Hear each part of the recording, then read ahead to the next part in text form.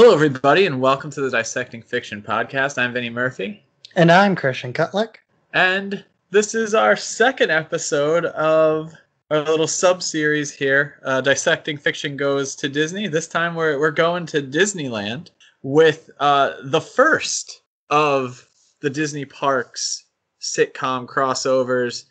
This would be Blossom, the best laid plans of mice and men, aired February 8th of 1993, so it is the first. It's a few months before Full House, which we started the series with. Yeah, the title, I think starting off the title, you can kind of tell like there's not as much like control here as there was with the Full House one. Like the best laid plans of mice and men is kind of a weird title for a Disneyland episode.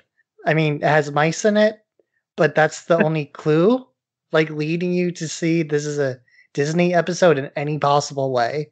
It's interesting because Blossom itself, whereas Full House was very much, the most wholesome of the wholesome sitcoms, Blossom always tried to be like a little edgy, which is why I never knew this existed, which is funny. I did watch Blossom as a kid, not as frequently as some of the other shows, but you sort of immediately do get that impression that it is a little different, but like we said, this is the first one, so I guess it's not really different. It kind of establishes things more than anything else. Yeah, I didn't even know Blossom existed before we started doing this series. And a big thing to keep in mind too is we talk about how this is less Disney. This was a Touchstone Television produced, distributed by Buena Vista Television, so this is a Disney TV show. Oh, I did not know that. I thought this was kind of just like a random. They just decided to do an episode in Disneyland. No, it's very much what we were talking about last time too. Eisner era Disney. Another aspect of that, of course, is when he did start producing more adult content under other labels. Touchstone being a big one. Hollywood Pictures, though I'm not 100% sure Hollywood Pictures was completely controlled by Disney. I know that some of it did go through them. Yeah, this is essentially the same little movement within the company, just with a show that starts off a little bit edgier, which is kind of a joke in itself, as we'll discuss. But notably, this episode was one of 30 episodes of Blossom directed by Bill Bixby, who you probably know better as David Banner from the Incredible Hulk series. Bixby did a lot of directing with the Hulk projects too, actually. But after a lot of his acting career would become more of a television director in his later years. And written by Don Rio, really prolific TV writer, kind of all over the board. Yeah, I think it's enjoyable. I think I actually kind of liked it a little more. I just watched it, a second time to get more prepared for this. I had watched it before when I found out it existed. And I think they do something really interesting where they frame the show with like a storybook narrator. Yeah, I thought that was really odd because I didn't think it really did anything to like service the story in any way. Yeah, I think it was just to kind of, as we were saying, a little edgier than what we just dealt with Full House. I think it was to try to give it a little more of a lightness. I think it's a pretty light episode anyway. This one, the plot is driven by a couple of different plot points. I would say what you'd call the A plot, I think this one does have an A plot, is Blossom's father, Nick Russo, is hired to portray Elvis Presley in some kind of show at Disneyland. There's some interesting things with that. His kids, who are generally the focus of the show, end up going to Disneyland, even though he doesn't really want them to go to Disneyland. It's kind of like a funny thing where it's supposed to be like he doesn't want them to go, so then they do kind of want to go because they're teenagers. Blossom and her best friend Six, along with her boyfriend Vinny, are one of the groups that go. Joey, the heartthrob, portrayed by Joey Lawrence, he has a little subplot where he's looking for love at Disneyland, and the oldest brother Anthony goes with his girlfriend Rhonda to Disneyland, and it is not explained in the episode, but Rhonda is a model, which is something that comes up in the series, and during the show she is getting hit on by every Disney character, which I thought was kind of funny. Yeah. Yeah, that's where you can kind of see the edge come in a bit more. I kind of figured she was something like a model because they always bring up how attractive she is, though they say beautiful instead of like sexy or anything like that. Because this is still ultimately a kid's show, even though, they try to make it a little more, I guess, edgier. Like you said, I mean, I hesitate to say even edgy. Like, I guess. Compared to Full House. Yeah. Like just like a little more cynical. Like there's a bit more of that like lower middle classness to it, where like they talk about like the show starts off with them being like, oh yeah, the dad's struggling to keep food on the table, stuff like that.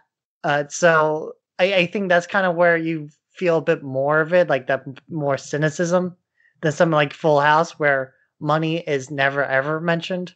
Yeah, I would agree. Yeah, there's, the base plot of the show, and this is something that you didn't know going in, is supposed to be that Blossom's mother left the family, leaving them in somewhat of a lurch. The father is a musician.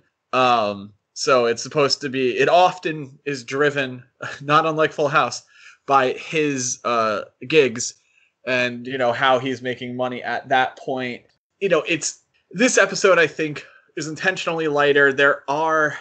Blossom was notorious in its day for being one of a very special episode shows. They tackled alcoholism. Her older brother, Anthony, was an alcoholic on the show. They addressed his recovery, things like that. They would address, teen sex issues, things like that. I think it is a show for teenagers. I think comparing it to something like Degrassi would probably be appropriate. Because that was the type of issues they were trying to address, that late 80s, early 90s sort of, okay, we have a little bit more freedom of what we can put on television. Let's see what we can do. Yeah, that's interesting because they talk a lot about like, being children and things like that. And I assume they can drive because how else would they get to Disneyland? I originally assumed they flew. And then I was like, oh no, wait, they both live in California. That wouldn't make any sense. Yeah, they're all teenagers, so I couldn't say the exact ages over the show. It wasn't something that I really looked into for this episode. But yeah, I think the assumption is that they are kind of getting there on their own. Since they all do go together, the three siblings and their associates there. Presumably they did so in some kind of organized fashion. There are a bunch of differences from Full House that I think are important and kind of interesting. Almost everyone gets some kind of romantic subplot in it. The father, in I think the only instance where they separate the character that the costume actors are portraying from the person in the role, ends up, having a little bit of a fling with the girl playing Belle. I thought that was super interesting, considering that throughout most of the episode, as we were saying, with Anthony's girlfriend, Rhonda, you had characters hitting on her. And just like Full House, they played it as if they were the actual characters. It's really only in that one instance that they make Belle an actress playing Belle. Same goes for Joey when he is interacting with the different princesses and characters. They are in character. They are dressed as if they're in character. He does not find love, but does find a great friend in a nun whom he rides Big Thunder Mountain with. 6, I don't know if this character was established, finds a surfer boy who is a terrible, terrible skipper on the Jungle Cruise, which I thought was kind of a funny gag because anyone who's been on the Jungle Cruise knows that it's already kind of a joke, and this guy was even worse than the fake bad. Well, yeah, I mean, the Jungle Cruise in itself, like, they change it little bits each and every time, which keeps it a little fresh for such a somewhat iconic thing in the Disney parks, in every Disney park. But I think they kind of did a lot more to divorce the Disney characters from, like, the actors portraying them, because I can't imagine Tigger being a very smooth talker, like, apparently how he was in this episode. Same thing with the Seven Dwarfs. But I think they kind of tried to break that illusion a bit more. This show, yeah, I agree with you, though. This show had a lot of, like, sex in it. Not like full on R-rated thing, but a lot of like romantic subplots and people just trying to generally, I guess, get laid.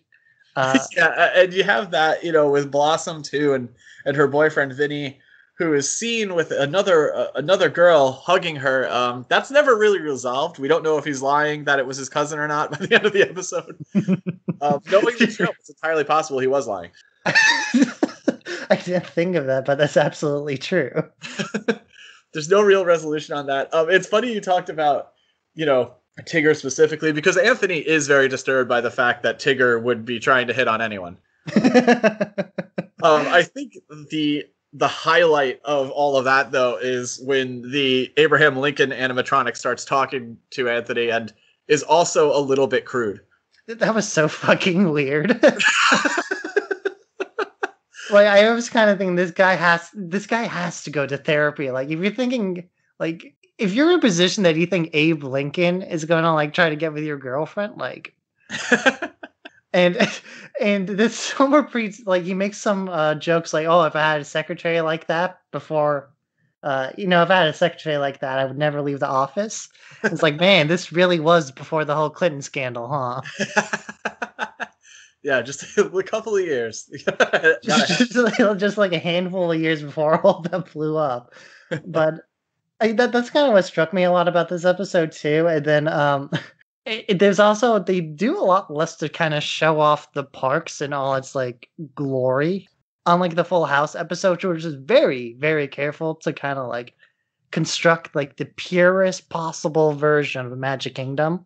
And here is a bit more like, yeah, this is just like a really detailed amusement park. Like when they're going on the Sky Buckets, they go through the Matterhorn Mountains and you can kind of see like, how fake it is, I guess.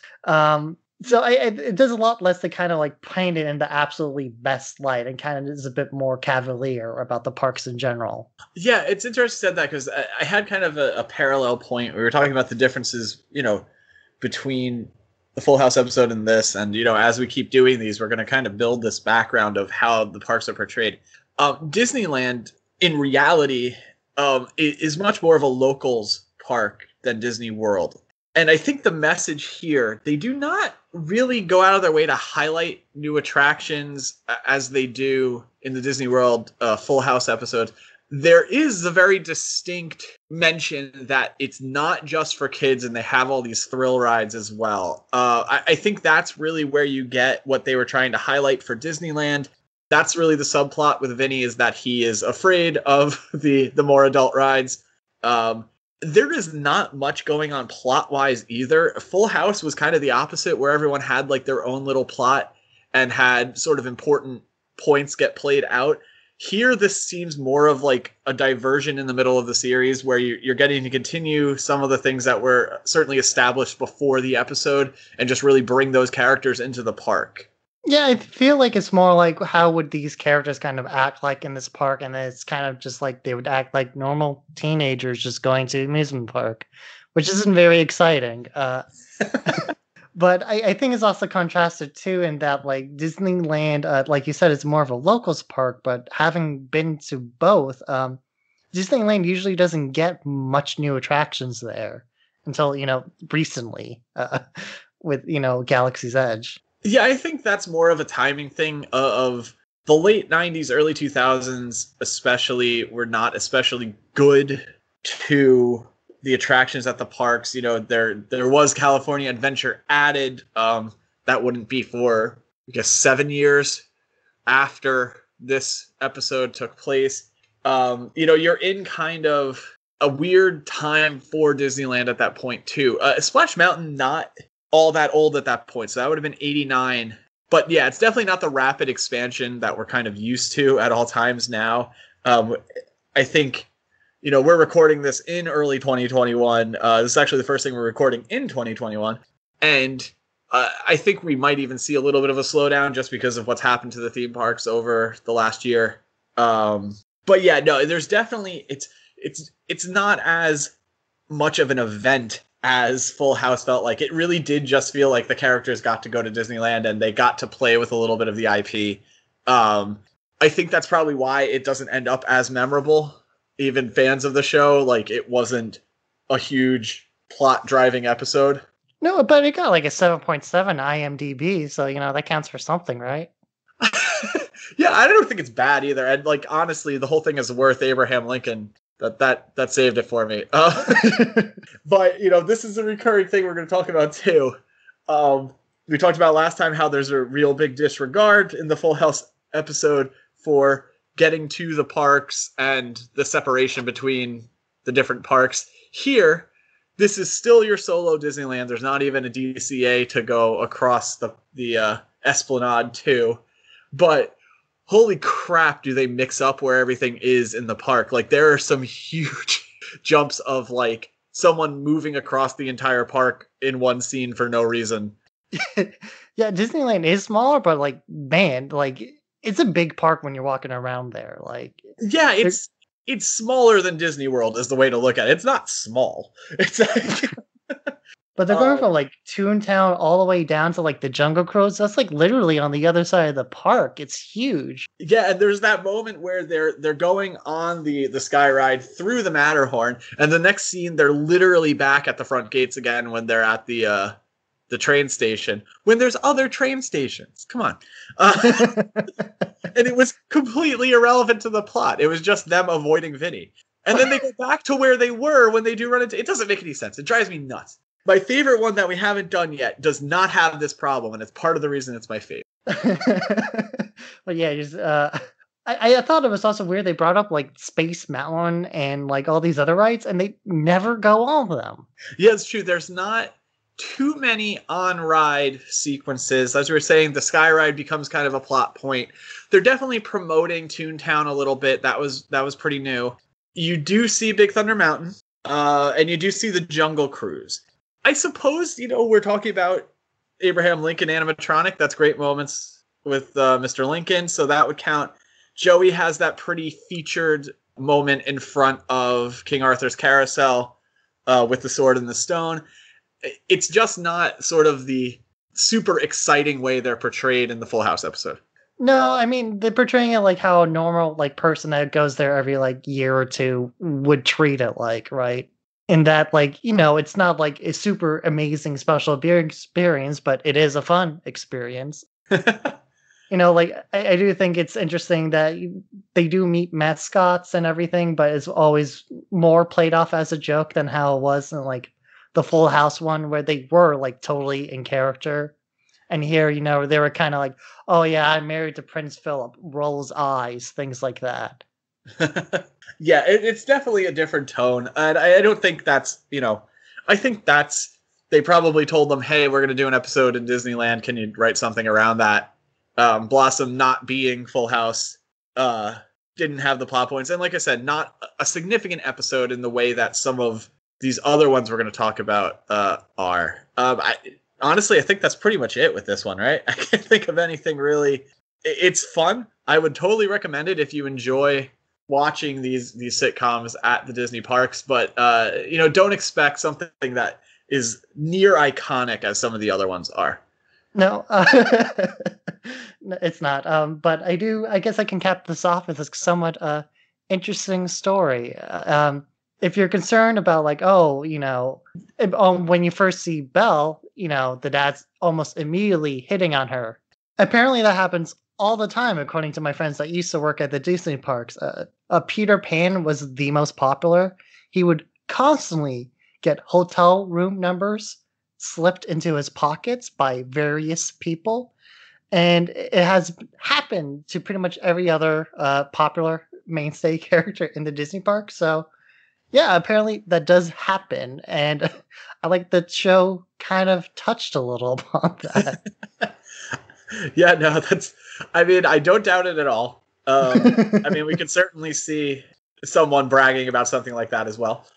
And, I think this is the point where we have to invite any present or former cast members to comment on this.